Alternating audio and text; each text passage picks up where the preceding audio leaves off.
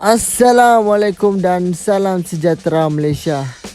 Jangan lupa like, share dan tekan butang subscribe agar anda tidak terlepas berita-berita terkini daripada channel ini.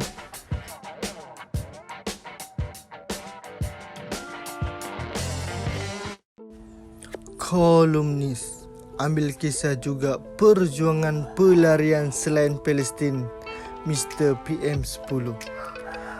Ada nada ria kalangan lebih 200 pelarian di Malaysia apabila Datuk Seri Anwar Ibrahim akhirnya mengangkat sumpah jawatan sebagai Perdana Menteri Malaysia ke-10 pada 24 November lepas.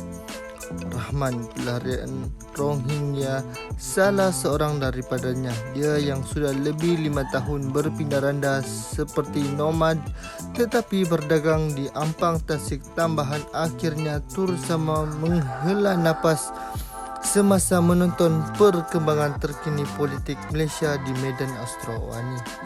Dia begitu berdebar-debar saat dan momen itu seperti duduk di dalam mahkamah, senyap menanti hakim atau magistrate membacakan keputusan atau tidak ubah seperti cemas menunggu mata akhir penentuan perlawanan badminton bagi perlawanan ranking dunia.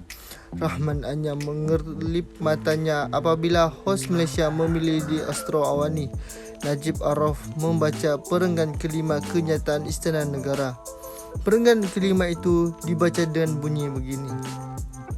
Setelah memperhalusi tita pandangan duli-duli yang maha agung, mulia Raja-Raja Melayu, Seri Paduka Baginda telah memperkenan untuk melantik Yang Berhormat Datuk Seri Anwar bin Ibrahim, Ahli Parlimen P063 Tambun sebagai Perdana Menteri Malaysia ke-10 selaras dengan kuasa Baginda yang diperuntukkan di bawah Perkara 40-2-E dan Perkara 43-2-E Perlembagaan Persekutuan. Seingat Rahman, dia gembira bukan apa. Sudah 3 Perdana Menteri bertukar selepas pilihan raya pada 2018. Bagi Rahman sesegar memorinya, 3 Perdana Menteri itu berlainan benar layanan ke atas warga Rohingya yang ada di Malaysia. Rahman bukan apa sejak beberapa tahun kebelakangan ini.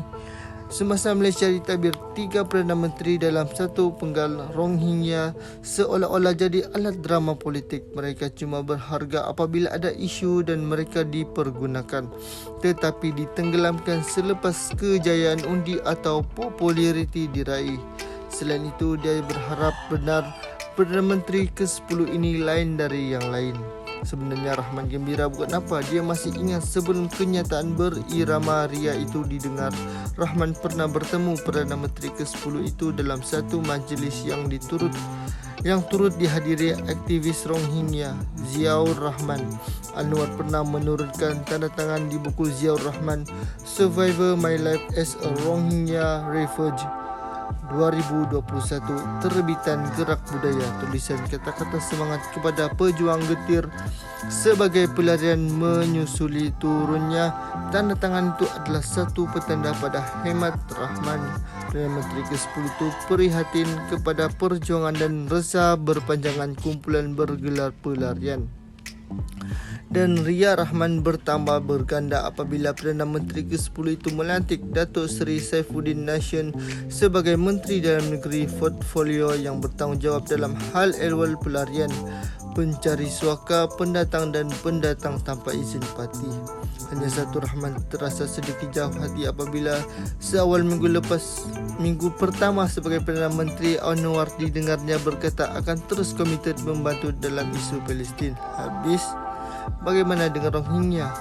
Memang Rahman dah barangkali lebih 100,000 pelarian Rohingya yang lain ada di Malaysia faham.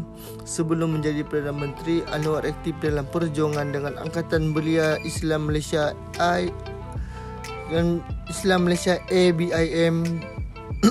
Benar, ABIM ada hubungan rapat dengan perjuangan Palestin sejak Allahyarham Yasir Arafat berada dalam Pertubuhan Pembebasan Palestin PLO lagi. Tetapi ABIM juga kuat menyokong Rohingya. Lebih-lebih lagi selepas 2017 apabila tindakan keras tentera Myanmar membawa etnik itu berduyun-duyun melarikan diri ke negara jiran termasuk Malaysia. Ketika itu perhatian ke atas Rohingya bukan kepalang mencurah-curah simpati ke atas mereka. Berbakul-bakul bantuan disalurkan dan menggunung pujian kepada mana-mana mereka yang membela Rohingya. Itulah cerita sebelum ini, sebelum Malaysia bersedia menerima kerajaan perpaduan seperti mana sekarang. Saya gembira bukan apa pada 23 April 2020 Anwar pernah mengicap di Twitter mengeluarkan kenyataan mengenai Rohingya walaupun dibalas dengan komen negatif kerana membela etnik itu, tetapi antara lain Perdana Menteri Baharu Malaysia Kerajaan Perpaduan itu tegas menyatakan bahawa Malaysia ada tanggungjawab untuk tidak menolak Rohingya atas dasar kemanusiaan. Kata Amir, seorang rakan Rohingya tinggal di Pahang yang sangat aktif berkicau di Twitter. Sebagai pengaji pelarian minoriti Islam yang merangkumi Rohingya dari Myanmar, saya terpanggil untuk berdiskusi berkaitan antara kerajaan baru Malaysia dengan dasar ke atas pelarian serta apa yang boleh dipantau terhadapnya. Dalam hal ini saya berkongsi platform dengan Mercy berhubung perbincangan mengenainya.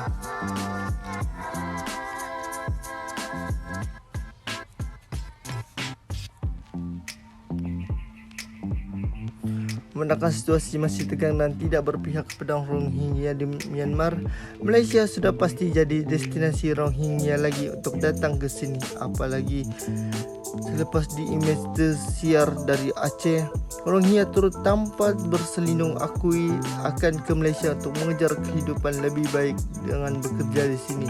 Ini juga pertimbangan yang perlu diambil kira oleh Anwar sebagai Perdana Menteri ke-10 yang pernah berjanji untuk memberikan naratif lebih murni kepada pelarian lebih khusus Rohingya, dan di tahun 2023 diharap mereka tidak lagi menjadi alat drama politik. Amin.